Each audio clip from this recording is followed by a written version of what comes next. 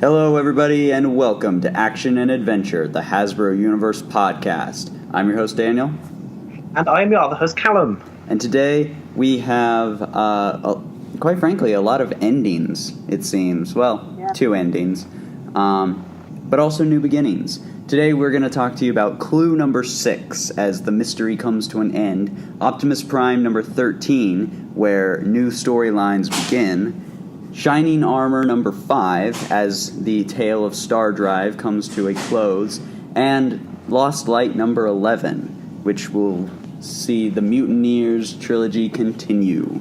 So before all that, we have got the February solicits to talk about. These came out sort of like a couple of hours, I think, in kind of abbreviated form before we interviewed John Barber last time. But we haven't had a chance to talk about them in full, so let's do that now. Starting with, Scarlett Strike Force 3, which is also sort of bringing up an additional kettle of fish. Yeah. But so the solicit is, issue 3, a nice cover with all the sort of the vipers, which I still just love. Just the pile of snakes in a uniform. And, says the solicit, it's the third bombastic third bombastic issue, and the fun's just getting started, sports fans. Or is it? Because in an interview with, I think it was Bleeding Cool, was it? Aubrey Citizen has said that apparently he has been told by IDW that the series is being cancelled after issue 3. Yeah, so let's go ahead and talk about this. This comes shortly off the heels of a very controversial thing that we did not talk about initially, but I feel like we have to talk about it in this episode. Back around September 11th, Aubrey Citizen made some comments about 9/11 and people and basically the sentiment. What he was trying to get across was the idea of he, as someone who was in Manhattan during 9/11, he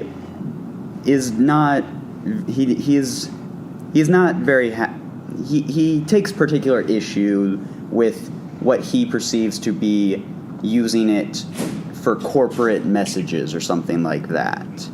And I think the idea was like people sort of taking it and making it about themselves in like whatever regard, rather than and it's something I understand the sentiment. The problem is the way he phrased it wasn't exactly a great phrasing, and with the how shall we say somewhat more conservative side of the G.I. Joe fandom, it led to a huge contingent that thought he was saying that people who did not, that only New Yorkers could mourn 9/11. That's obviously, I feel reading the whole gamut of tweets that he sent out, I think it's very clear that that's not what he was saying. But it understandably caused a huge backlash, especially amongst G.I. Joe fans, where several sites would not even support the G.I. Joe comic anymore. And of course, Citizen's politics, in and of themselves, have already turned off people, like more conservative parts of the G.I. Joe fandom. Yeah, and so it was a mess. It was a mess, and we don't want to get into too much of the specifics, but according to IDW, based on low sales of the previous series and pre-orders for issue 1, they are canceling Scarlett Strike Force with issue number 3. And quite frankly, I find this disappointing. It's a disappointing development, in my opinion. Disappointing and incredibly weird. Yeah. Like, for a start, kind of, this interview, I think, came out just like a day or so after the solicits, and he was saying, he'd been told by IDW sort of like a few weeks ago that this was the case. Yeah. So why on earth have IDW kind of released the solicit unchanged? And here's the thing. IDW has not made any official press release statement saying that Scarlet Strike Force was canceled with issue 3. Aubrey was the first one to get that information, and IDW still has not said Yes, it is canceled with issue 3. Yeah. So that's leading, maybe that's leading the fans who do support G.I. Joe Volume 5 and Scarlet Strike Force who want to see it continue they're now really pushing to get people to pre-order and continue the series so that hopefully IDW can bring it back. But it honestly is a mess, and I'm certainly disappointed that they, especially because Scarlet Strike Force was changed to a miniseries. It's like, why not at least let the miniseries finish? It's bad optics. Because last month it was being kind of solicited as kind of an 8-issue series.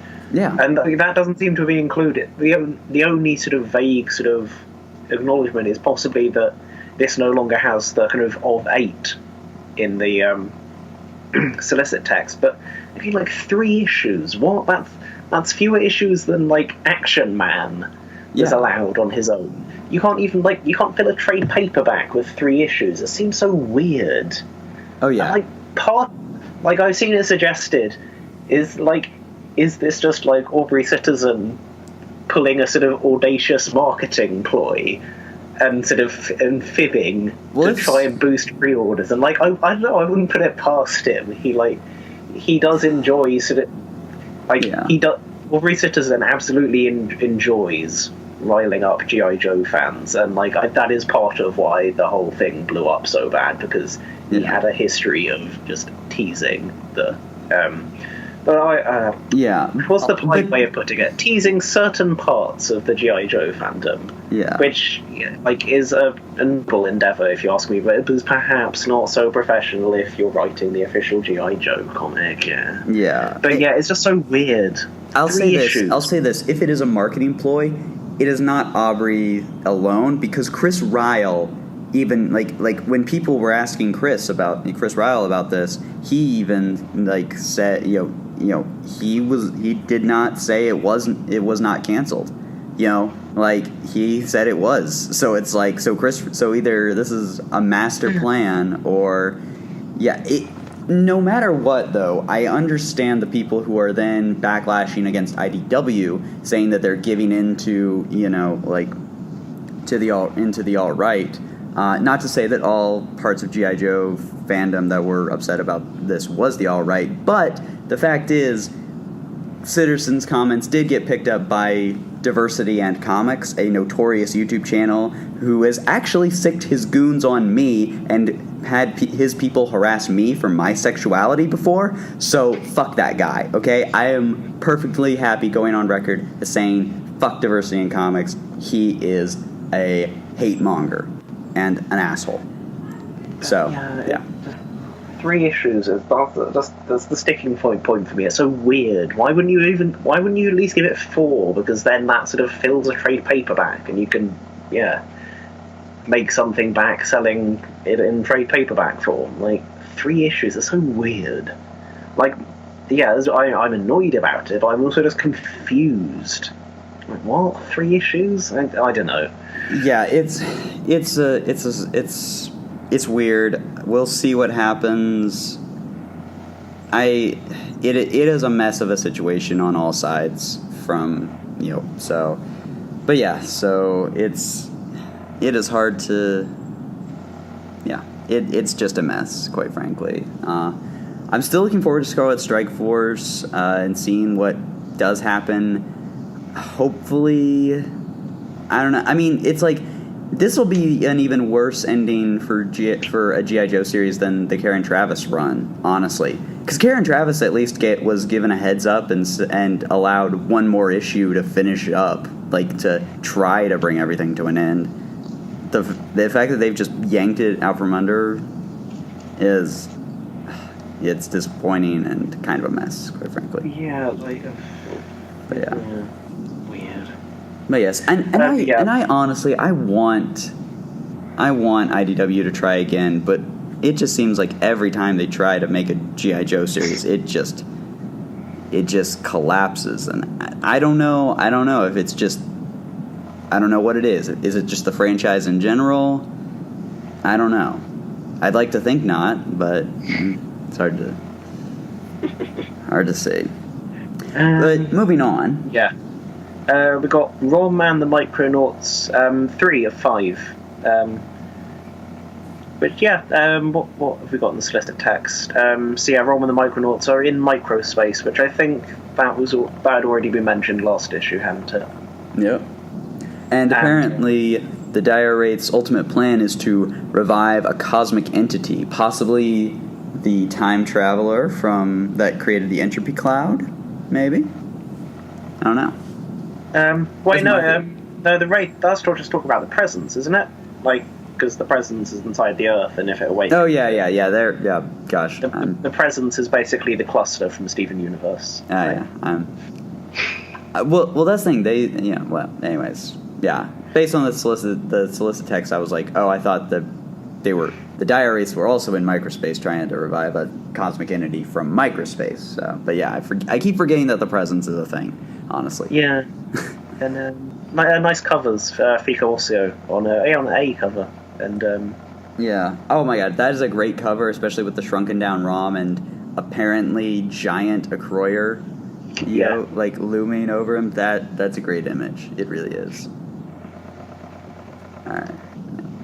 Next up we have Transformers versus Visionaries number 3. The clock is ticking. Leoric finds himself exiled from New Prismos by Virulina, whom Merklin has named the new leader of all the Visionaries. Can Leoric and his loyalists save Cybertron from being totally changed into a new homeworld for his people?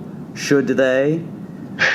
So yeah, pretty much exactly what I was calling a few episodes ago of, the basic plot of this series is going to see the Visionaries kind of splinter into the two factions, similar to what happened with Mask, and the Spectral Knights are going to go team up with the Transformers and defeat the Darkling Lords. I do like kind of the uniformity of a lot of the covers, kind of having the same kind of like block of like a figure in blue with a Transformer kind of in the foreground. Oh yeah, no, I kind of like when you get sort of a themed set almost of covers along a series, yeah.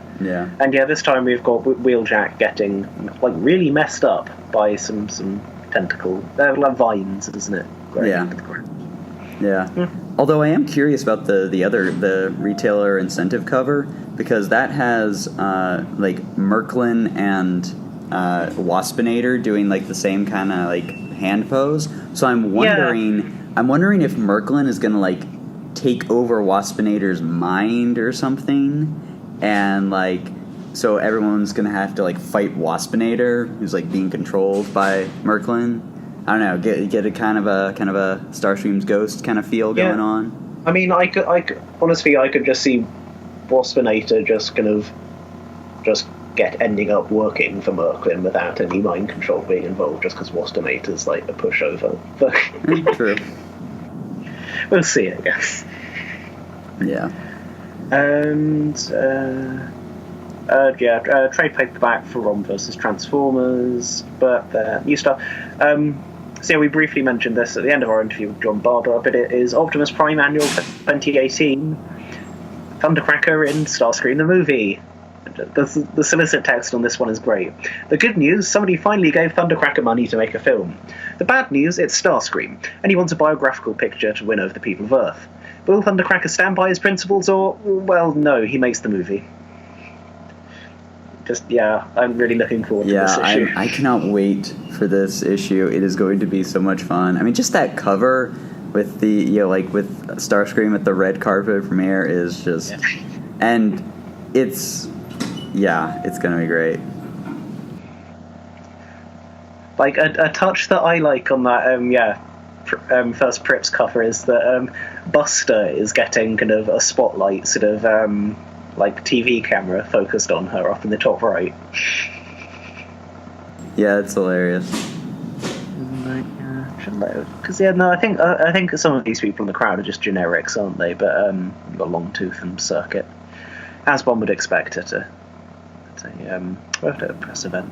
We gotta have Longtooth and Circuit. I mean, they are the number one news people on Cybertron. Yeah, do they have any competition, or are they kind of they cornered the market still?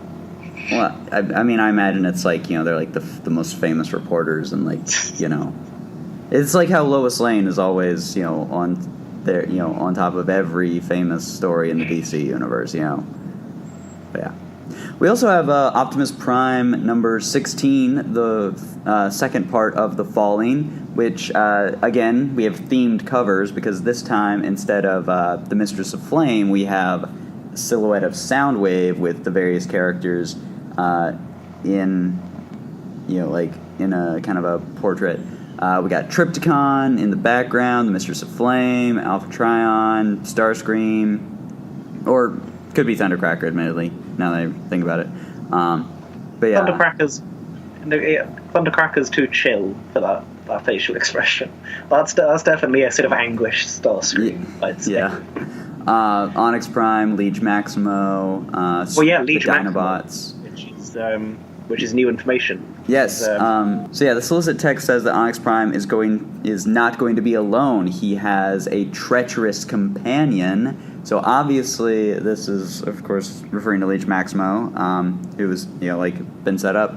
And so, yeah, this definitely looks like the Liege Maximo stuff was set up for the Falling rather than for Power of the Prime. So, like... No, I mean... I thought you were going to say instead of Tallulah 1. Because that's an interesting one. I don't know if Tallulah 1 had continued, would the Liege Maximo have come back in that? Or was it always sort of for the purposes of this? I don't know. I mean, I kind of imagine that... I imagine that that there's some level of, editorially, like, kind of like, discussion of, of like, this is the plan for this book and all that. And, when it was decided that Scott was going to, just end Tallulah 1, that, it's like, we could tie stuff into, I don't know. Well, this just gives us more stuff to talk about with if John ever decides to come back on the show.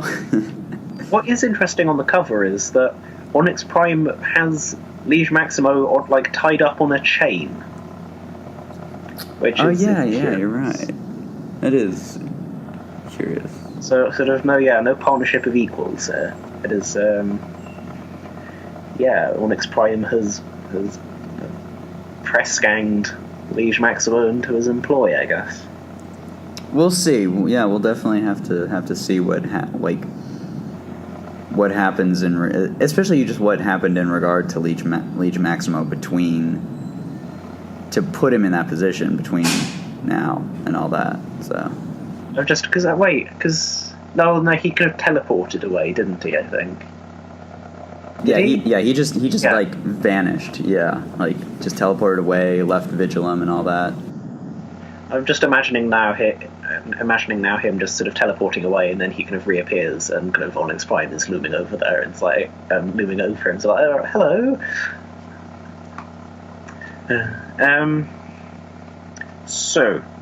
Next, moving down the list, we have got Lost Light 15, which is the second part of the final Scavengers story. And yay! How much is that to the text? The Scavengers story reaches its ignoble end. The architect of their downfall puts the fate of half the Cybertronian race in their hands. Only one question remains: are the worst Decepticons prepared to become the only Decepticons? So yeah, that's interesting. That's overtones of what Tyrest was getting up to in the season 1 finale, except with Decepticons and Autobots, I guess, rather than Forged and Cold constructed. So yeah, I don't, who's that going to be? I guess it could be Scorponok, and it is going to be kind of they are bumping into sort of the big bad ahead of him. Encountering the actual main characters. I don't know. I'm fairly confident that it's going to be Scorponok, just because they chose the word architect, and obviously the Grand Architect. Yeah. And because isn't kind of Scorponok's whole thing with the coffin bot? Isn't that he's trying to build and hasn't his whole thing been he's trying to build a better Cybertronian kind of life form, with the machination and all that. So it's So I imagine that's kind of what it refers to when it's like, the fate of half the Cybertronian race. I think I'm confident that this is Scorponok and that this is gonna like tie into our ultimate finale for Lost Light. Yeah. But then I don't know, like, why would Scorponok be leaving Autobots alive? Because that's the implication there, that the half is the half Decepticons. True. So yeah, I don't know. It's interesting. Like, maybe it is Tyrest, I don't know. What if it's both? Well, yeah, it's very... Because wait, what... Tyrest... What did happen to Tyrest? I literally don't remember what happened to him. Did he just get, like, killed? I'm pretty sure Tyrest... No, yeah, he escaped by the recall trigger. Oh, yeah, no, he escaped, didn't he? Yeah, he escaped back in issue, like, 2021. Yeah, well, yeah, the finale, yeah. Yeah, so yeah. Oh, no, yeah, it's in the text story, isn't it? He's kept on the go. Yeah, that was in the text story. That's why I don't really remember it. Yeah, he teleports away in that. Because it was Farmer that got kind of his headless corpse taken off by tentacles from the supposed portal to Cyber Utopia, wasn't it? Yeah, I don't know. Right, Lost Light Volume 2 trade, that's issues 7 to 12. So, like, it's a pity 7. I mean, it's IDW don't really ever do 7-issue trades, but it's kind of a pity that 7, which was kind of the epilogue to the first arc, couldn't have gone into the first trade. But 7 to 12, so that's like the Dissolution epilogue, the Trojan Major 2-parter, and the Mutineers trilogy in that. Clue trade paperback, yeah. Buy that if you haven't been buying it monthly. Clue's really great, guys. Yeah. I kind of want to buy the trade paperback just to see if they change anything as far as like Upton's narration goes. Oh yeah, true. Because it does sort of it kind of acknowledges the fact that it's a monthly comic. So, yeah. So yeah, I'll be trying to pick up that trade paperback. So I will report my findings if it turns out that there's different stuff in there. Oh, actually, I think I missed it further up the list earlier, but there is a GI Joe collected edition out this month that, just gonna be rushing out to get. They are doing a 8-issue complete collection of the Karen Travis GI Joe run. Yeah. Yay. 8 thrilling issues in one book. Whoa.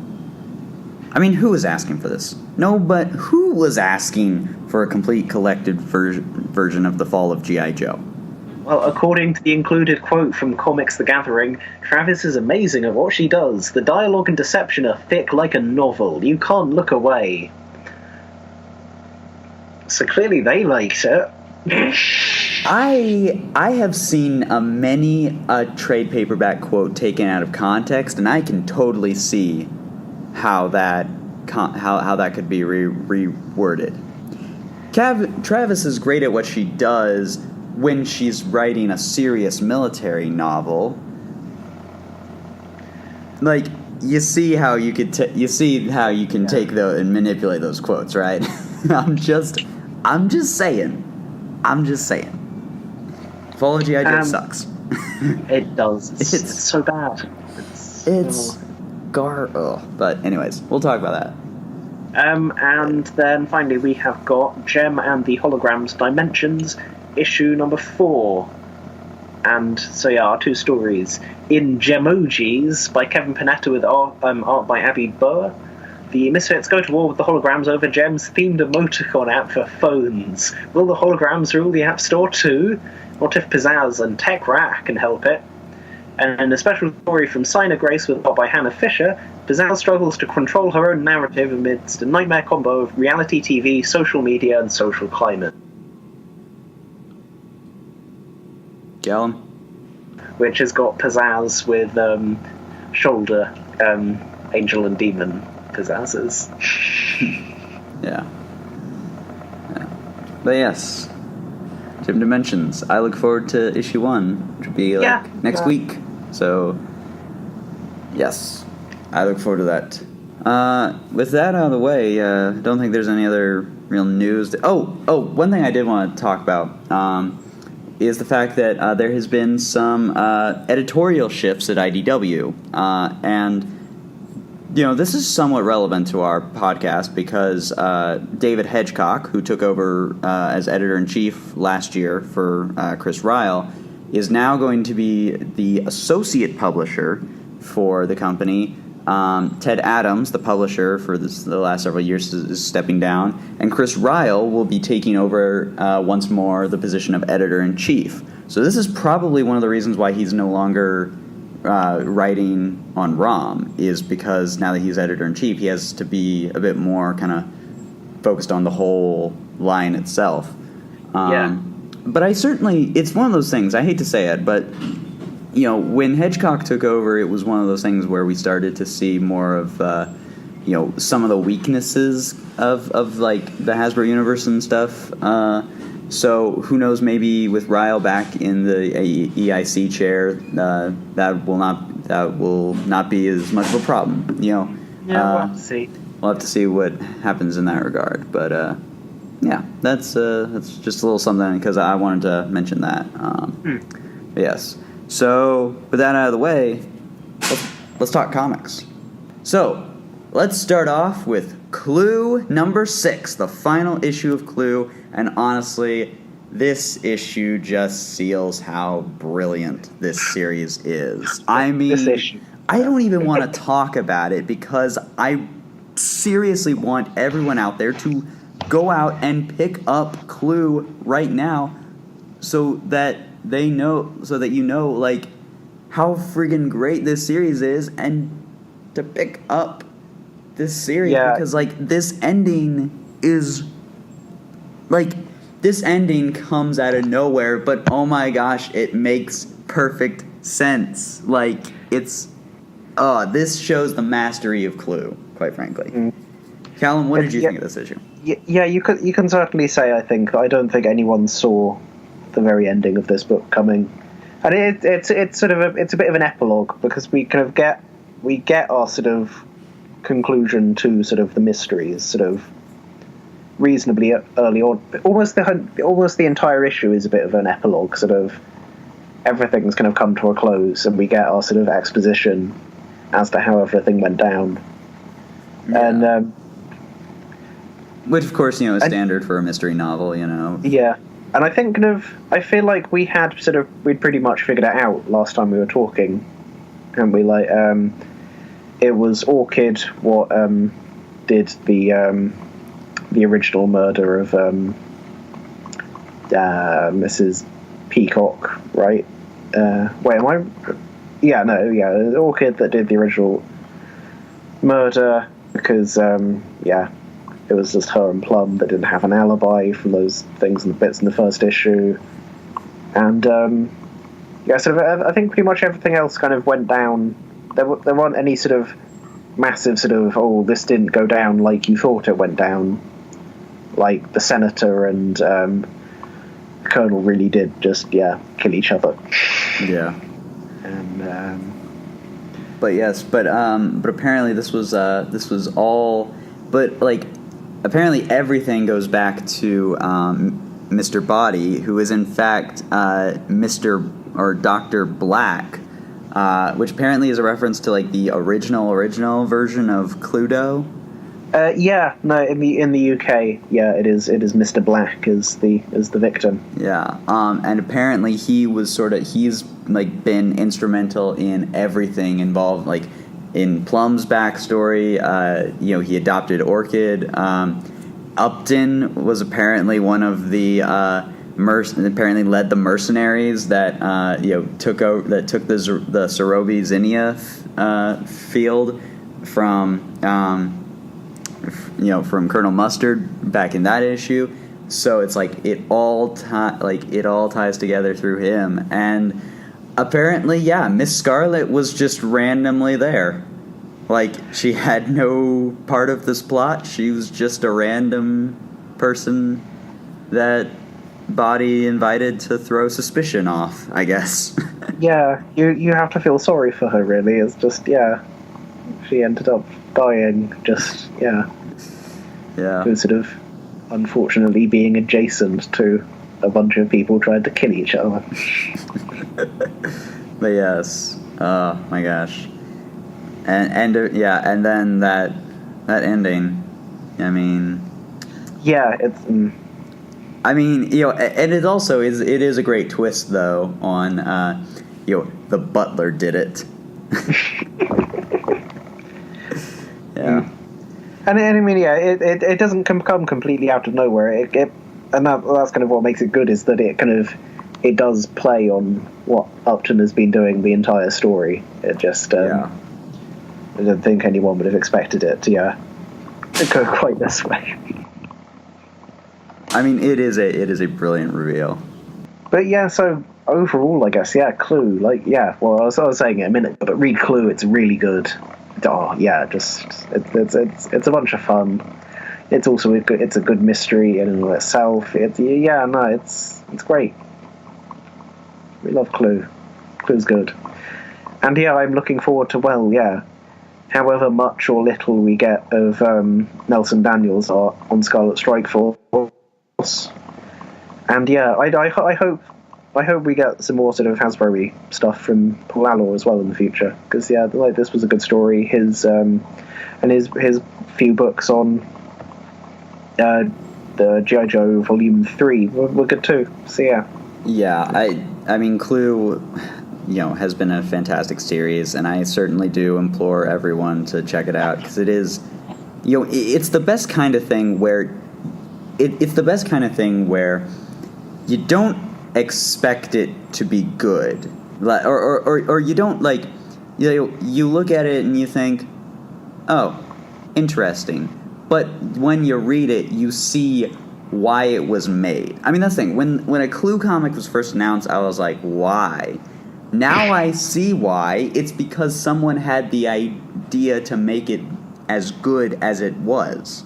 And that's what's that's what I love about, stuff like this, is it doesn't seem like it doesn't it makes you tilt your head, but then once you read it, it's fantastic. And that is what I have loved about Clue. So, yeah. But that's pretty much everything. Because again, we don't want to spoil too much about it. So, if you haven't been reading Clue, pick up the series. It is a fun series. But yeah.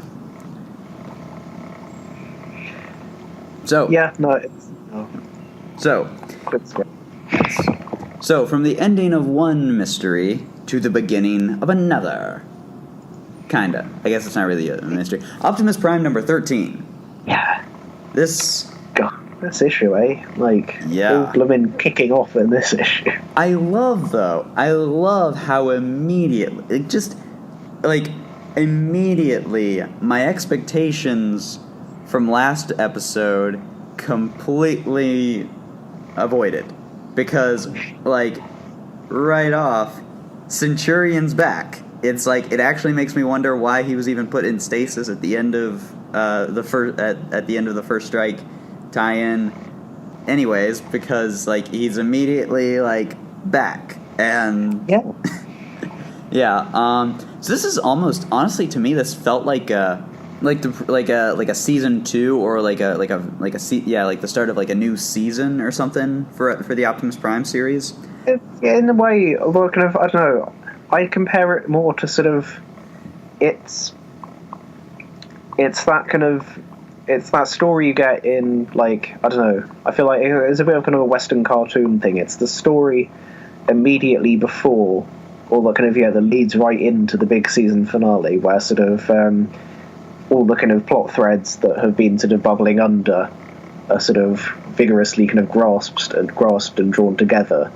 And well, we'll talk about the end of this issue in a minute, but I'm pretty sure the end of kind of next issue, at the end of this 2-part, is going to be a big wham moment, sort of cliffhanger lead in to Optimus Prime arriving on Cybertron. It's kind of, this is kind of, it's our last little moment of sort of rest before. True. I guess to me it's just, because we've sort of left Earth, and the first, like, up until issue 10, and even issue 10 was, like all of that has been Optimus on Earth. Now Optimus is on Cybertron. We're dealing with the fallout of First Strike and all that.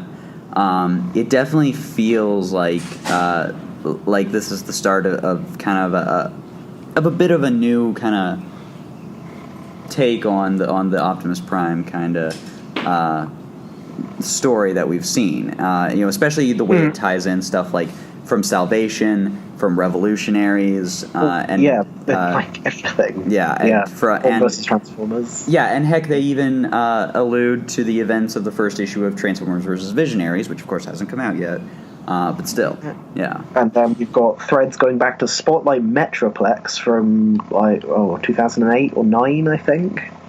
I know, and I've got to ask, why? Legit. Why bring in Spotlight Metroplex? I mean, I'm not complaining, but it's like there's got to be something there with the throttle bots. Like, Goldbug has to do something, but the fact is we've got 3 different Bumblebees in this story already, and it's like that's the thing. Like, because I remember it might have been you who was theorizing that Goldbug would become a new body for Bumblebee, or would be like a time-traveling Bumblebee, but now we have Centurion in there, and Centurion has no connection, but he's still another Bumblebee, but he can't be Bumblebee, and certainly, so what is going on there, honestly? I mean, I always used to be a proponent of Goldbug is Bumblebee after travelling back in time, after escaping the singularity, but now there's probably not that, but there is no way it is a coincidence that we have got essentially, 3 kind of Bumblebee plus 2 Bumblebee-ish characters, all appearing in this issue, and even as well, because dead Bumblebee is currently trapped inside a singularity, and singularities are also a big thing in the Onyx Prime storyline, and it's all clear, there is clearly something about to happen. And I'm thrilled with the possibilities of what could be happening. It is. It's a madhouse, honestly. There is a trinity of Bumblebees, and that can't be a coincidence. Yeah, but I also can't imagine that. I don't think they're gonna merge into, new Bumblebee or something, because that would just end up killing Mike Power, and I don't think John Barber would do that, quite frankly. He would not keep Mike Power alive in the body of a Cybertronian just to have them all merge into Bumblebee. I don't know, it's Bumble 3, weird. It's but I can't at all predict what's going to happen, but something's clearly going to happen. Oh yeah, something's going to happen. It's just a matter of what. And I guess also because this issue is effectively, it's the first kind of concrete confirmation that Dead Bumblebee really is kind of Bumblebee sort of psychic projecting or something. Rather than just... Because we had that we had his shadow appearing over an unconscious Starscream. And we had, of course, that shot of,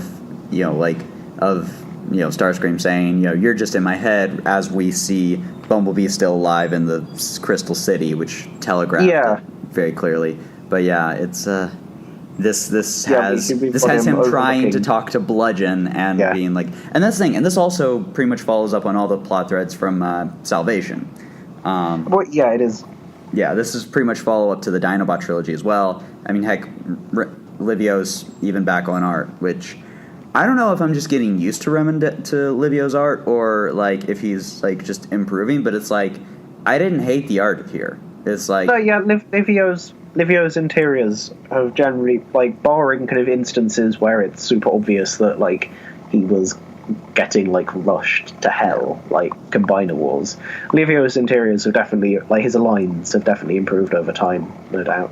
Yeah, and so I'm trying to think if there's anything else I want to. But this issue is just it's kind of comprehensive guide to sort of everything John Barber's ever written in the past year or so. Yeah. Oh, and of course it ends. Great ending, which a lot of people were complaining about because it, quote, spoiled Rom versus Transformers, and to those people, I'm like, oh yeah, no. Wow, main character didn't die. Big surprise, guys. Yeah. Duh. I mean, I'm seriously, like, I don't get the people who were like, I don't get how people, like, were thinking that Stardrive would die.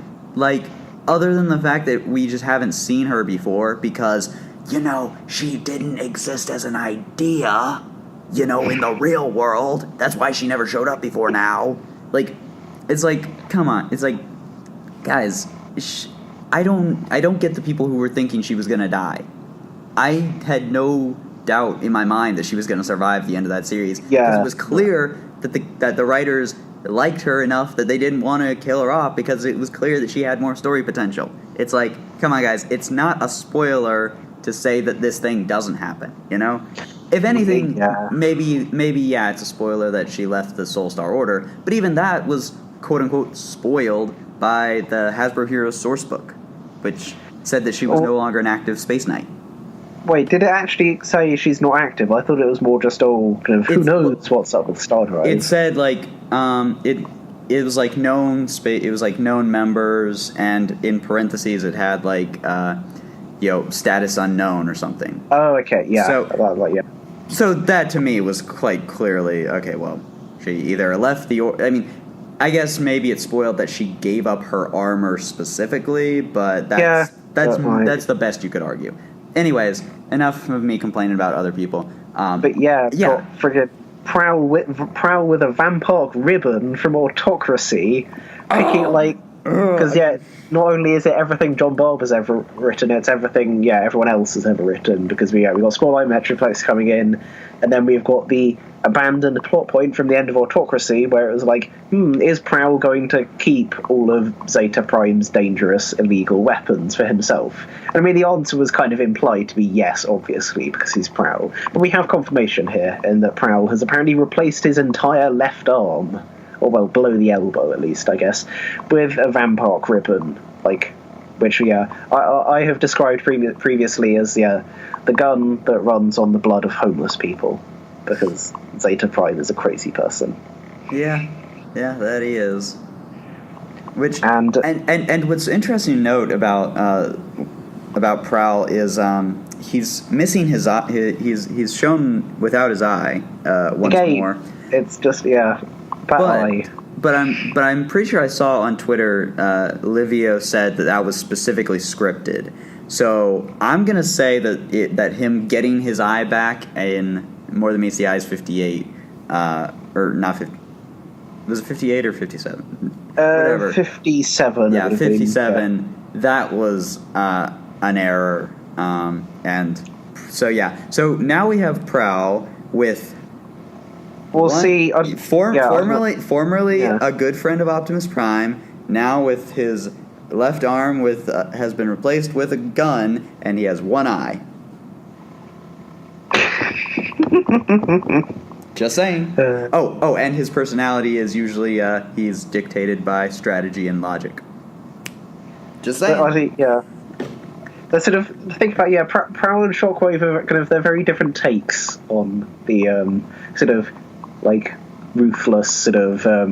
ruthless tactician who sort of always takes the sort of most pragmatic option, in that Prowl is also sort of a surly dickhead at the same time. But honestly, with the eye and knowing John Barber, I kind of feel like Barber might be making it a thing that Prowl keeps trying to fix his eye and it keeps breaking because I don't know, it's been it's badly wounded and it's there's such a bad injury and it keeps breaking and it's symbolic or something, because Prowl is just a bastard who won't change because Prowl's eye this has previously happened with Prowl's eye effectively, because so it was broken when it didn't happen during Combiner Wars, I don't think, did it? It was specifically when in that issue when Optimus beats him up, I think. Yeah. It was in the issue where Optimus beats him up that I think he's first loses. And then, well, in the real world, I think the next time we saw Prowl after that was at the start of. It was until like Conquerors or All Hail Optimus. Oh well, no, yeah. So we saw the start. We then saw Prowl in Sins of the Wreckers, which kind of started. Oh, right. Then. Yeah. And he had his eyes still broken in that. And then before Sins of the Wreckers ended, we saw him watching Optimus's big sort of declaration at the end of Conquerors, the start of All Hail Optimus, and his eye was still broken there, and so that's fair enough. But then after that issue had already came out, the chronologically earlier Sins of the Wreckers 5 came out, in which Prowl had his eye fixed in the sort of ending montage. So it's like, so if you take that at face value, Prowl had his eye fixed, and then it got broken again. And then we continue on, and when he shows up in the More Than Meets the Eye part of Titan's Return, his eye is broken still. And then, yeah, in the final scene of that, in the sort of flash forward when they're doing, like, the washing up together, aren't they? It's a slightly odd issue at the end. It's fixed again. And now it is... Well, yeah, so what you're saying, apparently, yeah, specifically scripted as broken again. And so, yeah, knowing John Barber... I would not put it past him to be that he's going to specifically acknowledge the fact that he keeps trying to fix it and it keeps breaking on its own again as like a kind of a symbolic thing. Like that's my prediction. Yeah, but yeah, this I mean that's the thing. There was a lot of setup, like for the stuff to come in the next part and for the falling. But I really enjoyed this issue, and like I can't wait to see where it goes. Nice Beast Wars cameos among Onyx's guys, like Beast Wars Neo, I think, a lot of them. Yeah, and then, I think a lot of them were Beast Wars Neo. Oh, and then like two unidentifiable ones, like one that we think is possibly the Rhino from the annual, but with giant cannons on its side for some reason, and then a kind of a red thing that like kind of looks like it might be the crocodile from the annual, but then why is it red? And it's not, and like it would be weird if that was miscoloured because this is Livio colouring his own art. So yeah, I don't know. Who knows what the red one is? Yeah. Actually, and the other thing in this issue. Did Garnak have, like, metal armour before? Is that a thing that was a thing before and I've just forgotten it? Oh, gosh. I mean, even I don't remember. I feel like it's not. I think? I'm going to have to look it up. When was the last time? No. Actually, no, it would have been in Dark Cybertron, wasn't it? He didn't have armour in Dark Cybertron. It's a new thing. I'm confident that's a new thing. Yeah, so that's clearly something Prowl hooked him up with. Yeah, it's got, like, metal armour and a big old gun. Not a Vampark Annihilator. No, Ribbon. Annihilator was...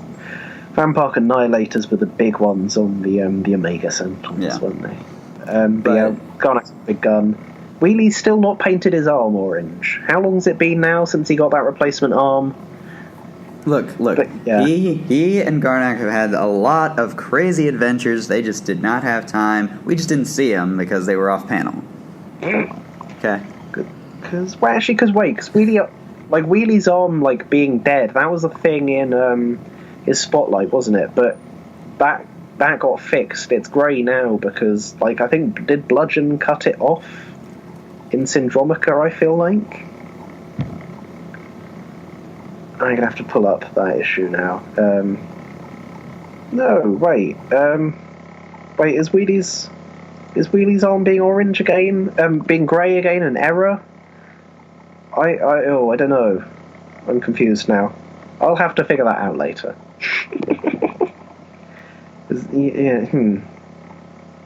Oh, yeah, what? Yeah, No, yeah. He set up, yeah.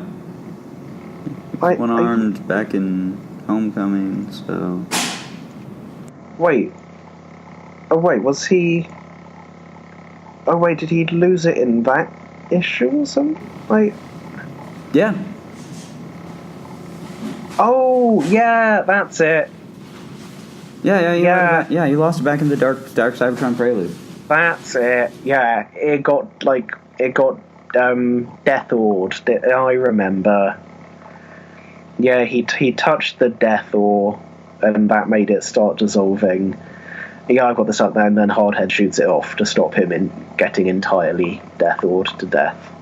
I remember. Right. Okay, mystery solved. I can rest easy now. Yay. But yes, so, I mean, overall, I thought it was a great issue. I will say this, I don't know how... I am worried that it might not be the most accessible issue for people, for people who didn't, read First Strike or Salvation, but... Yeah, no. I was surprised, actually, by, looking at the places that tend to be more critical of, things that aren't more than meets the eye / lost, I'm thinking of TFW's comic forum, say. I was sort of vaguely surprised by how positive people were about this sort of kind of veritable sort of gratuitous continuity, piece of continuity pornography. People seem to like this issue. I mean, it's a great issue, but I'm surprised that people took all the continuity porn in their stride so much. I mean, it helps that John Barber does continuity book porn better than sort of basically any other Transformers writer. He does continuity erotica, not porn. Yeah, no, it's classy. It's not forced. It's not kind of awkward.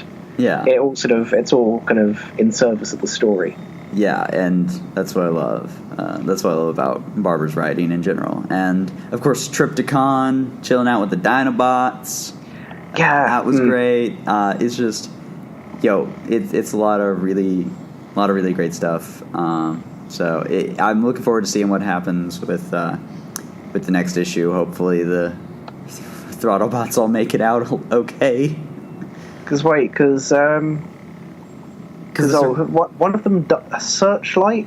He got shot. He gets shot in half. Yeah, but I mean, these are Transformers. They can recover from far worse than getting shot in half. Okay, I'm just saying. Transformers. I've seen them recover from far worse. True. So I'm sure Searchlight he could survive. Personally, I want him to survive because I was always a fan of animated Searchlight and his whole being he's Batman. He's Batman. Yeah, he's Batman. I would love to see that on John Barber do that. But yeah, and then Chase gets stomped by Cicadacon, but I guess he's probably fine. Yeah, that's the thing. I wait until we know a character is 100% dead before we say that they're dead. Just because of the nature of Transformers and them being robots and all that. It's I'm not quick to assume someone's dead. Yeah.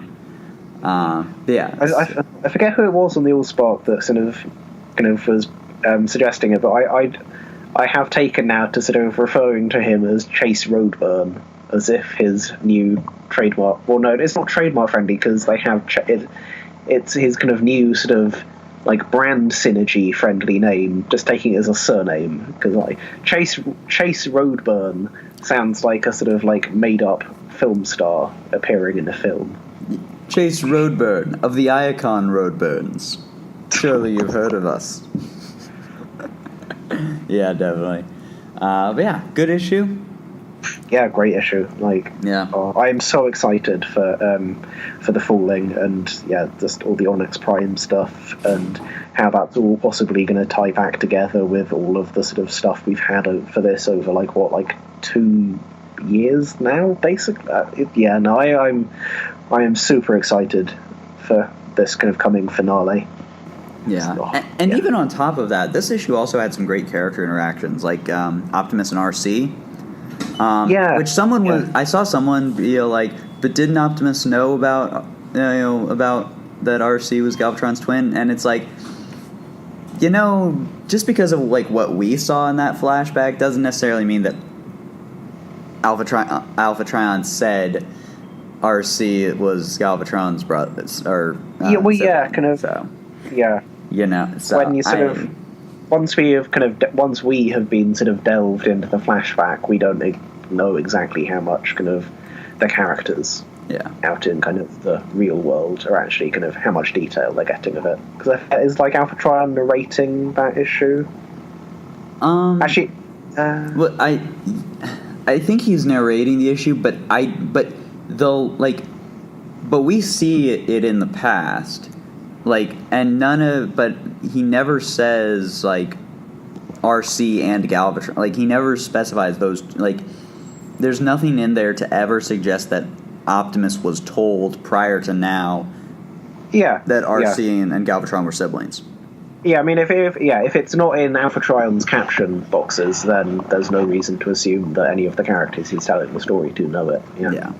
So, yes, great issue, highly recommended. All right, so next up, let's talk about The Lost Light, featuring the actual Lost Light. Thank goodness. It's a special three-parter where we get to see the ship that the book is named after. Yes, with good old Getaway, and this is kind of like basically a giant flashback issue we see kind of how. The title of the issue is literally filling in the blanks. Yeah, it is.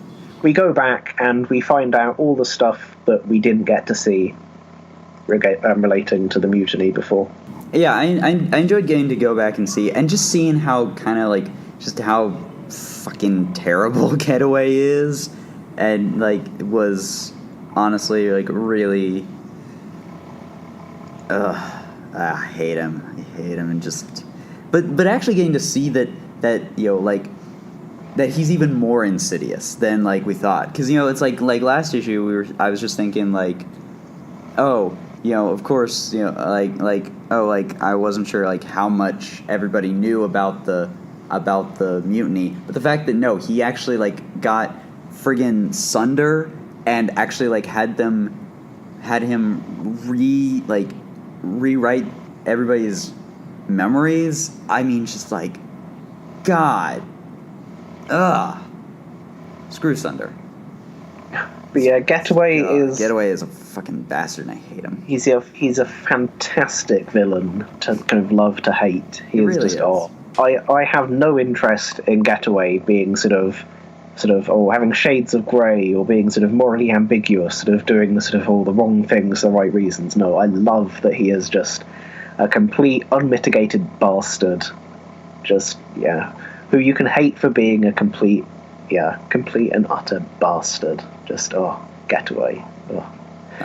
Yeah, although I will say there was one moment in the book that I kind of had to roll my eyes at, and that was the fake news moment. I kind of have to roll my eyes at that. I'm sorry. It seemed a little how shall we say? It just seemed a little tacked on, because it's not really news. It seemed pretty tacked on, if you ask me. It's a stretch. Like the context is a stretch. Like there can be like it's not the fact that the phrase "fake news" was used in media. For instance, it's just how it works. A lot like in this case, it was shoehorned in. It felt very. It didn't feel like it really fit naturally. Compare that to, say, like Agents of S.H.I.E.L.D., which last year had characters use phrases like "nevertheless she persisted" or "fake news," but it was in a very conversation. It worked for the context. It really, I'll be honest, it was a bit of a stretch. But on the whole, this was a solid issue. And getting to see just how friggin' terrible Getaway is, and the fact that he because that's saying, because it it looked like to me like Hound was about to take command of the ship, and then Getaway kind of sweeps in and is like, no, you're third in command after me and Adam. Hound should be in command of the ship. He was third in command. Yeah, and it's clearly they had all just assumed something to take a shot. They were gone, but no, Getaway is an egomaniac who only cares about himself. So obviously he is going to be taking command. Yeah, and like this issue also explored apparently Getaway has aspirations of being a prime. I mean, because he refers to himself as a prime to be, and it's like damn, this is like we've never this is like really getting into how friggin' crazy Getaway is. Technically, we did know that before. Wait, did we?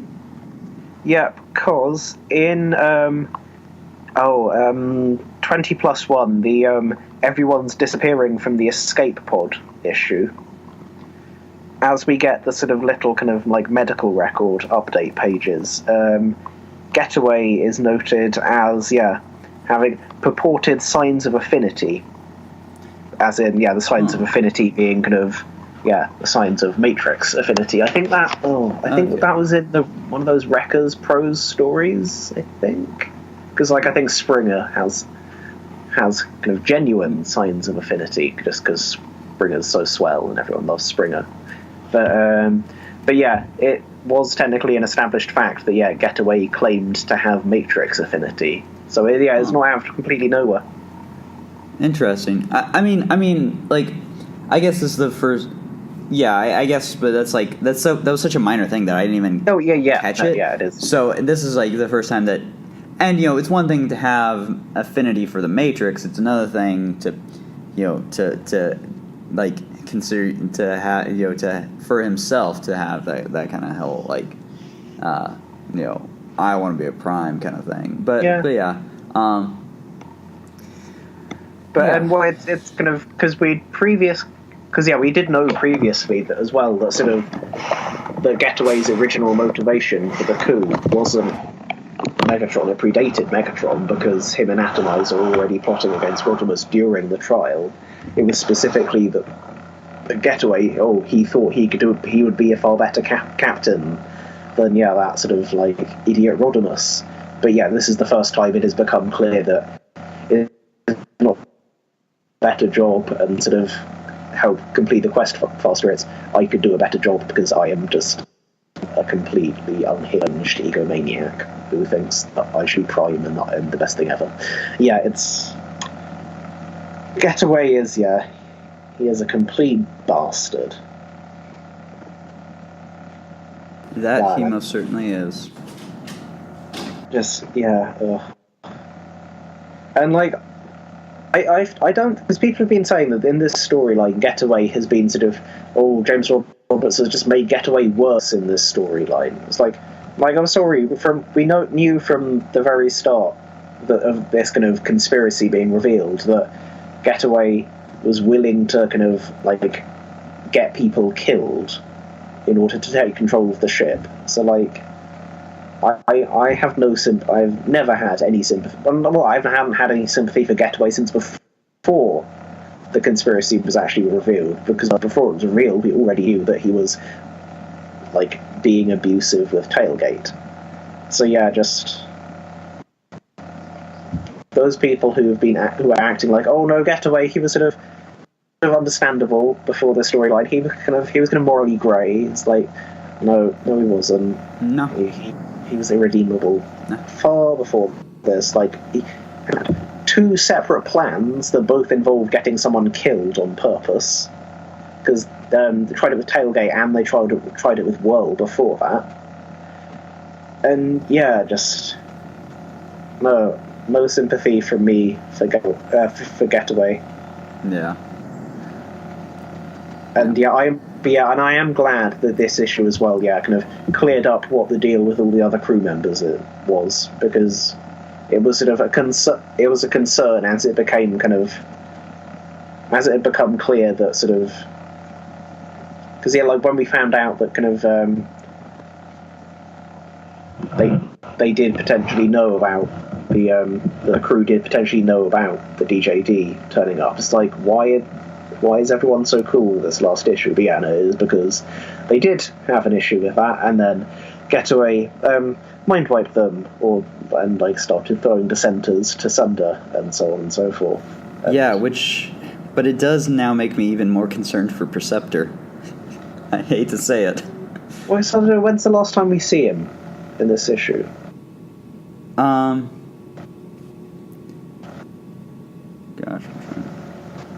trying to think. I mean, we see him in this issue, but we didn't see him in the last issue. Was my because now we see him sort of talking about the Warren thing, don't we? Yeah. But yeah, I don't know. I don't. Perceptor won't have been killed off panel. He's a semi-main character. Yeah. I mean, he's a G1, classic character. So. Yeah. Well, yeah. I mean. So yeah, he definitely wouldn't be. Yeah. Just I like Perceptor. Okay. I mean. I have a lot of affection for Perceptor. He's nice. I like him. And another thing I loved, and oh my gosh, if this happens, I would be so excited. But good old Rodimus, in his last will and testimony, mentions a freelance peacekeeping agent, or a freelance peacekeeping agent with horns, detachable hand, and eyebrows that would make Rung jealous. And I'm like, you can't tease us like that, James Roberts. You can't tease us with a character. Tease is all he can do, alas, because of for legal reasons. Although, I have to admit, though, reading that bit, sort of the main thing it made me think was, see, I wish we could do this with like Avengers characters in like Optimus Prime or something, and allude to the fact that the Avengers totally existed in this universe. Oh my god! See, BlackRock alluding to his kind of business rival who kind of stole his goatee, or that kind of thing. Well, and just mention, I mean, you could even mention, I'm not the first, I'm not the first billionaire CEO with a robot suit, or who looks like a robot, or something like that. Or kind of, Sergeant Savage's kind of friendly rival during the war. Yeah, that kind of I do wish we could get that and just acknowledge the fact that the Avengers existed in this universe. Oh my gosh, dude! Sergeant Savage just mentioning that he has that he had a buddy who also he had a buddy, but unfortunately he died he died when Megatron attacked. Just something like that. Yeah. It's small, but it's come on. But yeah. And I want the bounty hunter to use the path blaster to shoot Getaway in the face. Yes, love that line. Honestly, Rodimus' whole thing I loved in this issue. It was great. Yeah. But no, I am enjoying the story, and I am enjoying the story more than I've enjoyed any previous Lost Light story under the Lost Light kind of title. Yeah. It feels more like a good old sort of more than meets the eye sort of mystery sort of kind of ish story. Because with Lost Light so far, what we had Dissolution, which was kind of weird and sort of aggressively wasted the potential of a parallel evil universe story by not really doing any of the things one would expect from a parallel evil universe story. And kind of, I don't know, I forget what you thought about Dissolution, but I was not a fan particularly. It was okay. Wasn't it?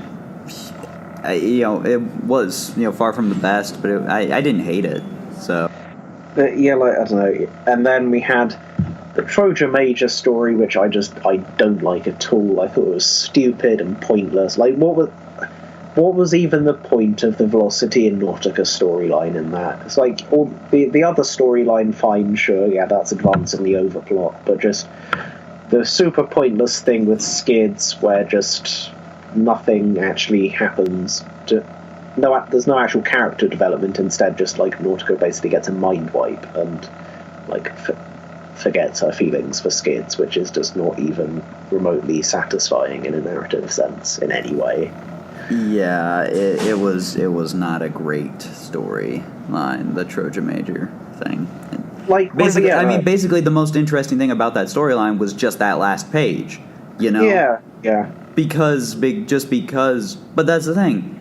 And that's the thing, and I hate to say it, I still think one of my biggest criticisms of that page is the fact that if you're not a huge Transformers nerd like the two of us are, or you haven't read the entire friggin' history of the IDW universe, like, if you're like the vast majority of Lost Light and More Than Meets the Eye's audience, you don't know who the hell Scorponok is, It's so weird as well, because it would have been so easy to just stick in a random flashback in some point in More Than Meets the Eye that I literally think a single word balloon is all that was needed on that page. Or even just labeling him on that page. Yeah, like, just have a flame or whatever say, whatever you say, Scorponok. Easy, done. Yeah. Anyways, this has definitely been the most solid. Plotters Club is good so far. I like it. Lost Light. I hope. And, well, I don't know. Assuming the covers aren't lying, and that next issue does involve Defensor beating the crap out of Getaway, it's going to be hard for it to sort of, not stick the landing, I think. Any issue that involves Defensor smashing Getaway about, Okay, I just want to make this quick PSA. When people say, don't trust the covers, that is like, don't trust this subscription cover that shows Megatron with the Decepticon logo on his chest, fighting Optimus Prime. It's not like... But when we have multiple covers showing Getaway fighting, being attacked by Defensor, and we have the Protectobots on here after the events of Combiner Wars, guys, of course Defensor is going to be in the next issue. Like, seriously, like, of course he's going to be. It's like, people are always like, oh, I hope the cover didn't lie. It's like, guys, come on, don't be that. No, covers only lie so much. This is not a lying cover. The fact that we have two with almost the exact same thing pretty much confirms that. Yeah. Okay? Yeah. So, we are getting Defensor, and I am so excited. Yes. I do note that on the Milne cover for next issue, which was revealed the other day, Groove is upside down. Everyone keeps drawing Groove and Rust Dust upside down on the chests, and it's because, like, official stock photos and, like, people's fans' galleries also put Groove on upside down, but it's not the way he goes on. It doesn't fit like that. Ugh. Yeah. So, Lost Light continues to be great. I am enjoying this storyline, and I'm interested to see how it ends. Well, actually, no. I think I predicted long ago how this three-part will end on, because of that time that James Roberts accidentally gave away what the title of the issue is. I forget if we talked about that on the show or whether we avoided it for spoiler reasons. We avoided it for spoiler reasons. Okay, but no, James Roberts accidentally posted that, well, he thought he'd censored the title with marker, but it was actually super obvious what it said on the script still. And so, we know the title of the issue, which is clearly going to be a title on the last page kind of thing. And I feel reasonably confident that I know what's going to happen, especially actually after something that's brought up briefly in this issue. But I am 100% there for Defensor beating the crap out of Getaway. It's just, you can't go wrong with that. And we've talked about your predictions off mic, or off the recording. Yeah. So Lost Light, number 11, great. Shall we move on to our final issue? All right. Our final book for today is Rom vs. Transformers, Shining Armor number 5, the final issue of Shining Armor miniseries, and it has been a blast. Sky blast. Ho ho ho. Anyways, I think the one thing with this book is that it's had a slightly foregone conclusion always, which is it's perhaps lent it a bit of an air of sort of I kind of know how this will pan out, but the ride has been great all the same. Oh yeah. Like, you kind of, it doesn't really matter that you know that, like, that Starscream and Bumblebee and Ultra Magnus and all the Seekers and, well, actually, yeah, like, the fact that we know that basically all the Transformers other than Stardrive will be fine. Yeah. And that Rom and Livia will be fine. Yeah. And even like I said earlier, I knew Stardrive was going to be fine, you know, like... Yeah. Because she was enough of an interesting character that no writer would just kill her off, like, immediately, you know, after her first friggin' story. Yeah. So I pretty much expected what happened to happen. I expected her to leave the Soul Star Order and kind of go off on her own. You know, obviously she gave up her Space Knight armor, which evidently shows, you know, what that ore does to Cybertronians. It does, you know, different to organics. So that was interesting. Yeah. But yeah, it's been a great ride, this series. Just the entire creative team has been sort of firing on all cylinders. The writing is great, sort of lovely kind of character moments, and sort of character drama. We've got great art. Alex Milne just. It is the book that Alex Milne was born to draw. Oh, because Milne does great Transformers, but he does fantastic Transformers that are infected by gross organic things and have turned into a sort of spiky monstrosity. Like, wow, gosh. That's definitely proven to be great. I also, speaking of Transformers possessed by spiky things, I gotta say, they skirted around this, like, so, I don't know, I feel like we, you know, like, I don't know, our listeners could probably tell us better than we can, because I don't really re-listen to the podcast after I'm done editing with it, but it's like, did I bet you on whether it would be Minimus or not? I think you always insisted it was Minimus, yeah. Okay, But my original point of there's no way that Minimus could have only been Rodimus or been Ultra Magnus within the last 200 years, that got proven true, okay? Yeah. So I was only halfway wrong, okay? But yeah, it was not Minimus.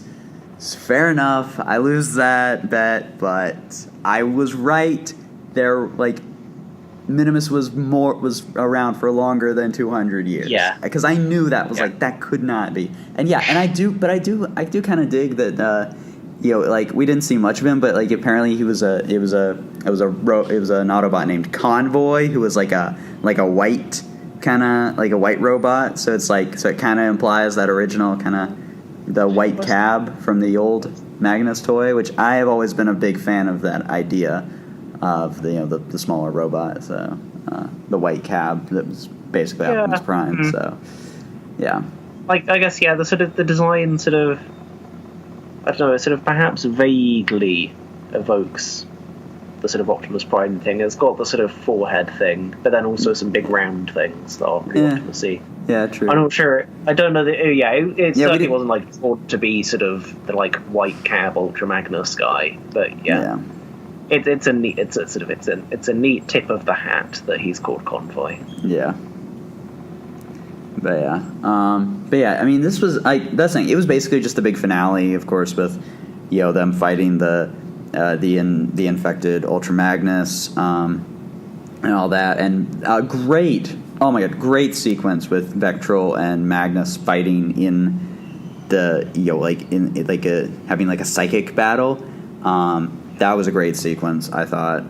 You can't go wrong with a good psychic battle in a sort of like virtual dreamscape.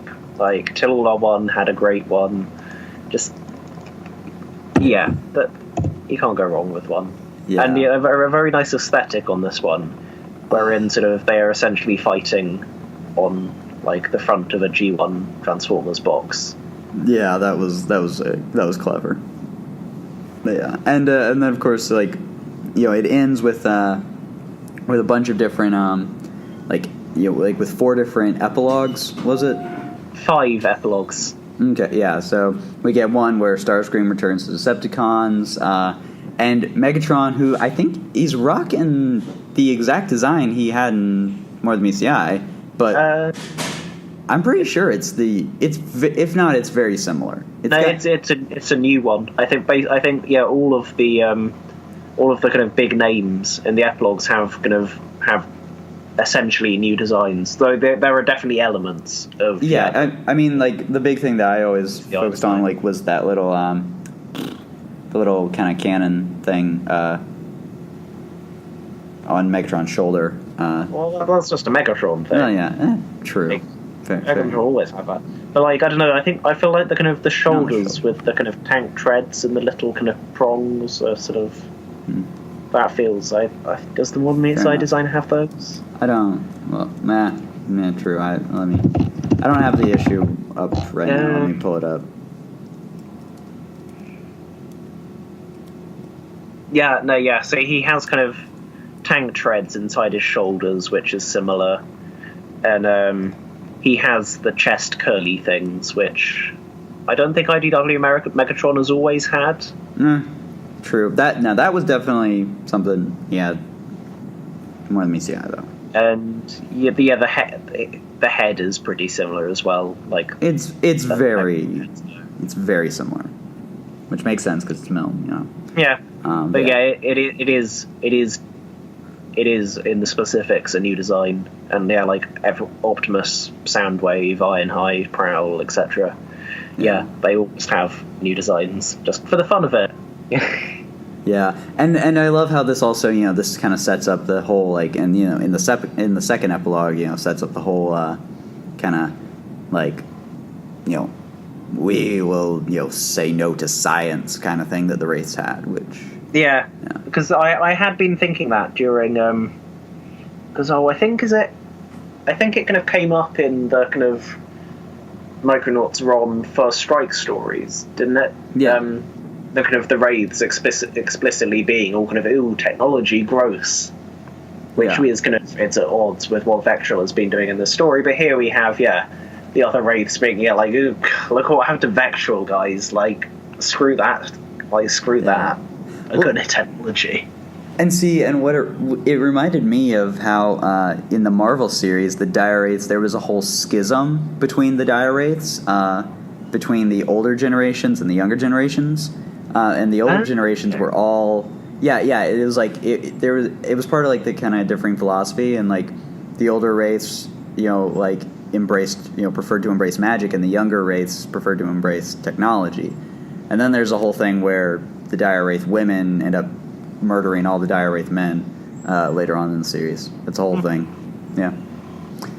But so that was that was cool. I do wonder if that Dire Wraith is Dirge.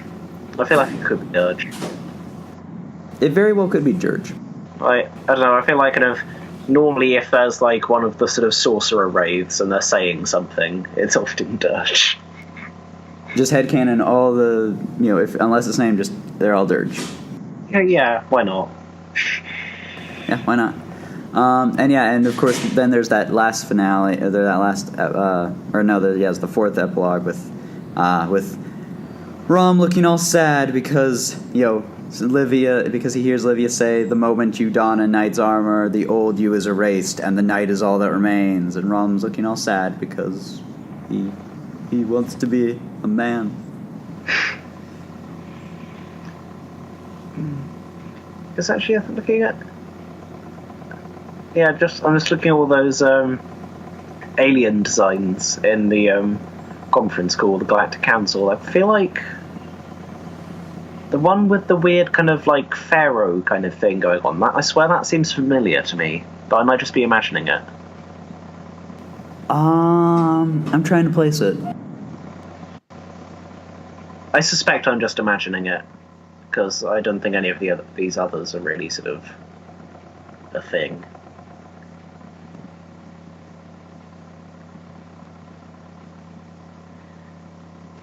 Yeah. I can't place it. I'm not seeing anything. But And then, of course, there's that last finale, or that last epilogue, which, of course, is just Stardrive going to some random planet, and we see something. We see wraith tendrils surrounding her eye. Dun dun dun. Yeah, I don't know. I think it is. I think like people have been debating what the meaning of this is supposed to be, but I'm pretty sure the idea is that some vestige of wraith has ended up in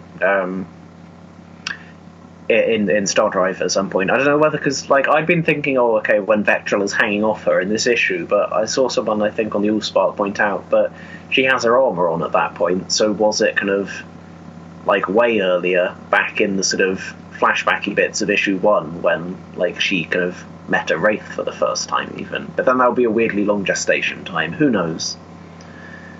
Yeah, I think it's one of those things, like, it's basically just kind of a vague, like, thing that, just, it's a vague cliffhanger, but it's not like a massive cliffhanger. It's not like, say, like, the Sins of the Wreckers, and, like, the way that ended with the Mayhem, kind of, like, with Impactor and Mayhem and all that. That's, like, a big cliffhanger, like, something people, like, will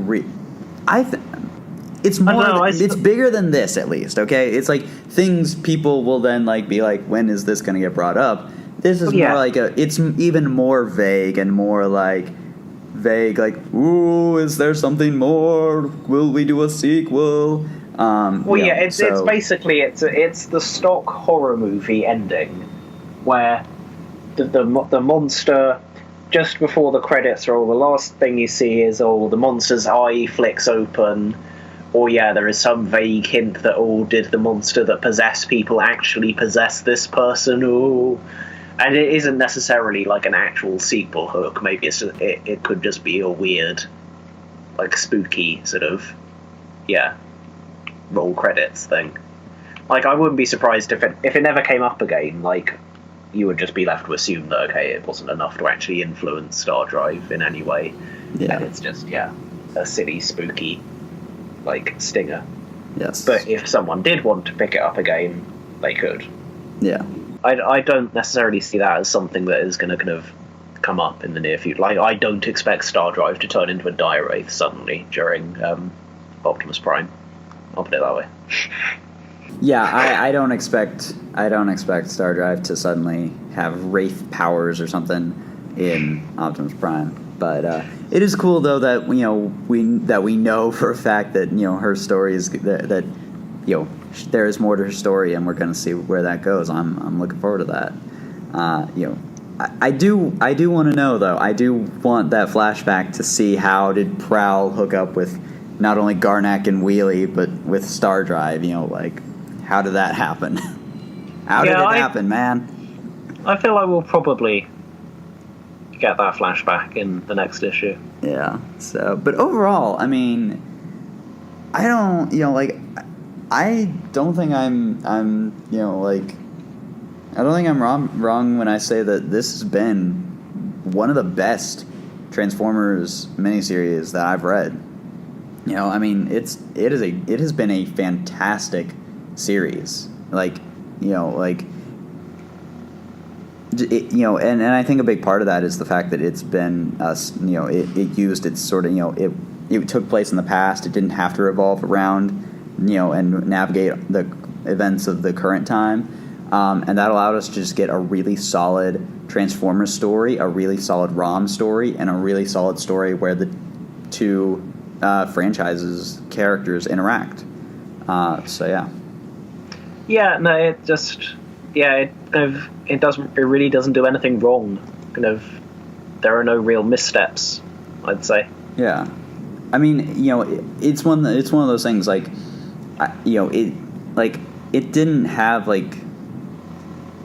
It's one of those things like I've seen some people say like it didn't like leave a huge impact, and that's fair. It's like, but it told a nice solid story, very character driven, focused around these certain characters, and just kind of use that to tell a really nice, engaging story.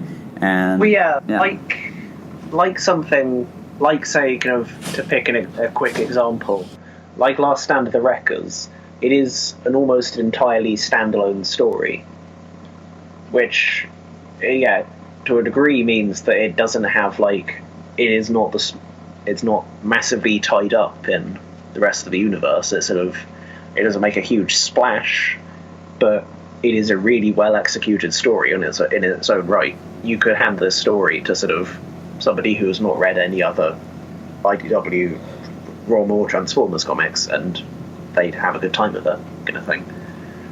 Oh yeah, definitely.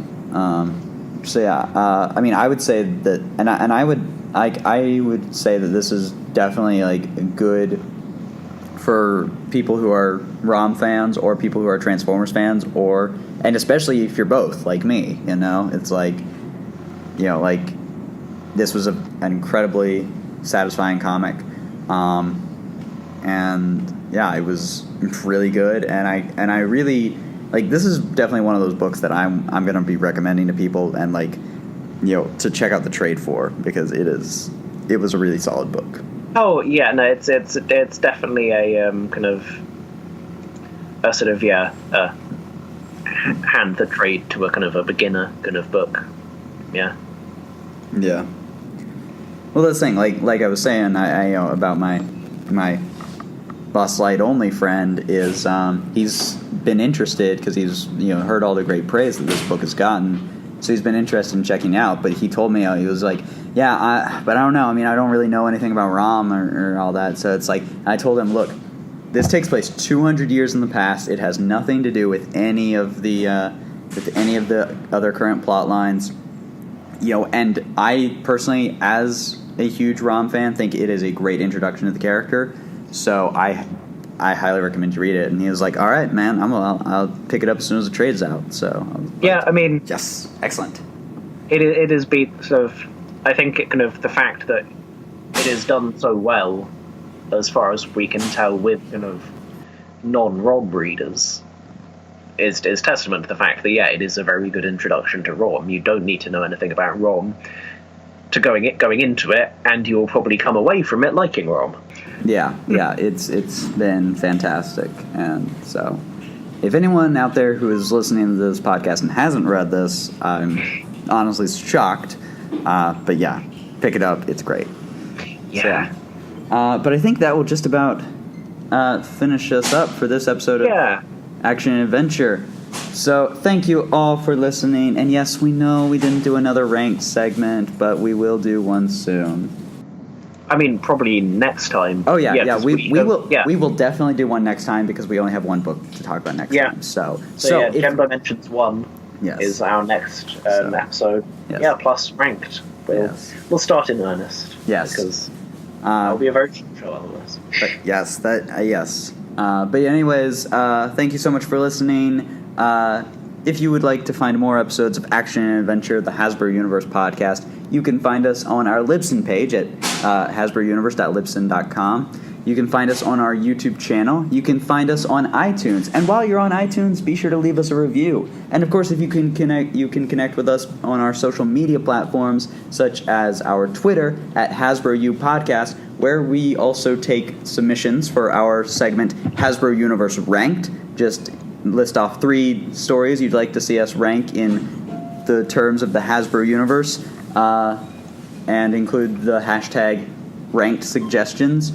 And or you can also join us on allspark.com, where we're hosted, and we have a thread there where we talk all about the Transformers and other Hasbro Universe titles, including G.I. Joe, Gem, Clue, and everything in the between.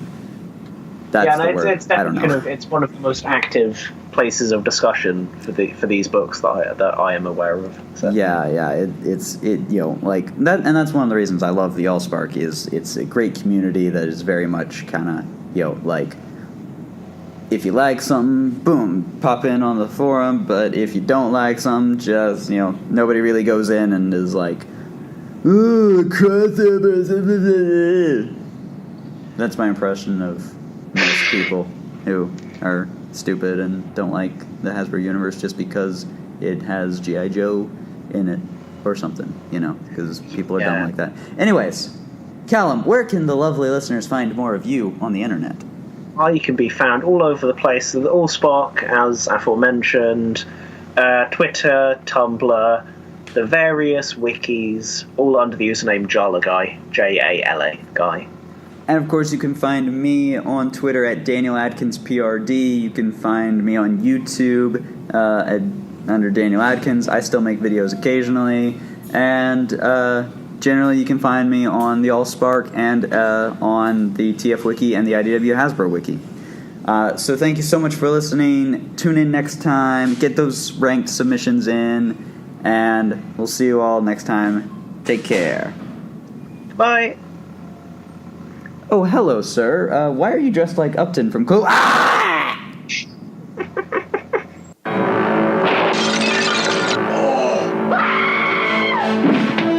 Every person in this room has the perfect motive. Stand back! For murder. What do you mean? Murder. But only one of these suspects is the murderer. Is it the timid Mr. Green? Why are you screaming? Because I'm frightened! Of what? Screaming! Or the militant Colonel Mustard? If I was the killer, I would kill you next. Huh? I said if. Mrs. White, who helped her husband on his way? Well, it's a matter of life after death. Now that he's dead, I have a life. Miss Scarlett, who's helped many men along the way? Practice makes perfect. Huh. Professor Plum, who's looking for a way? I'm looking. Mrs. Peacock? I have absolutely no idea what we're doing here, but I am determined to enjoy myself. Or did the butler do it? No. Paramount Pictures invites you to an evening of mystery. Let us out! Murder. This is getting quite serious. And madness. In the movie that makes a scene of the crime. So who did it? Clue. It's not just a game anymore.